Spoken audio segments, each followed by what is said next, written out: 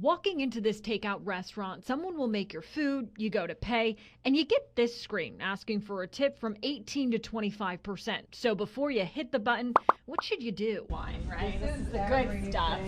It's all good. FGCU hospitality management professor Kelly Werder knows the business in and out. They do know my name and they know I tip. She's pretty much been in it her whole life. They're really not providing much of a service other than packaging up the food and giving it to you. Werder says you shouldn't feel guilty if you don't tip for takeout.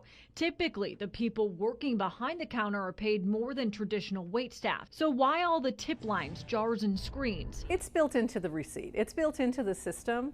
So it's not to make you feel guilty.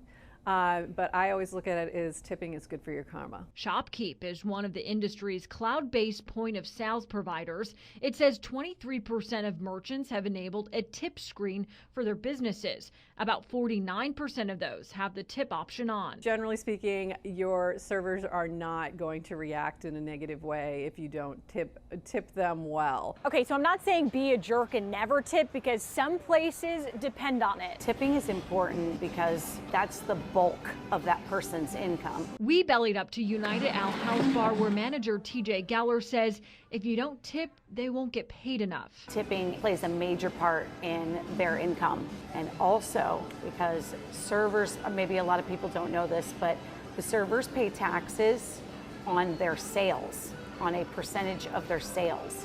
So if the tip is not up to that percentage, then it actually costs us money to wait on people. Table servers in the industry only making $5.46 an hour. These working hands depend on your gratuity. Just keep in mind that this is the bulk of that person's income.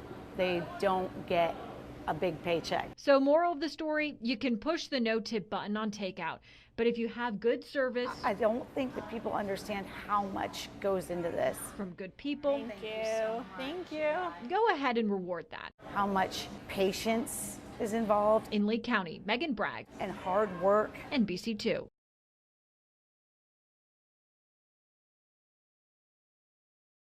Hi there, ma'am. How are you today?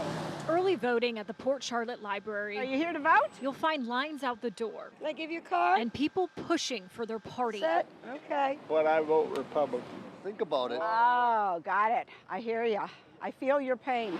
With hard battle lines drawn and a country divided, you won't believe what happened at this polling place. About 4 o'clock, we heard a really loud bang. We were over in the middle of the parking lot and heard the crash, then saw the dust come up from when the car went over the wall. An elderly woman behind the wheel with her husband on the passenger side, crashing into this canal. I went to the passenger side. I got the door open. He reached for me to get out of the car. And luckily, he could swim. They had gotten the windows down, that's what made it easy for us. So as the car got down, it actually made it easier for her to get out. Alan Lane and David Moore, both wearing their party on their I was sleeve, floating about. were thinking the same way yesterday. It doesn't matter whether you're black, white, green, or whatever, or different political opinions. It's somebody in need, you go do it. Didn't matter at the time, didn't, and it never should. Yeah, that has nothing to do with politics. That's helping your neighbor. Because after all, at the end of the day, Swam up, I remember he was right there. I handed her to him. it's just politics. We're all humans, and we're all Americans. You gotta help each other out.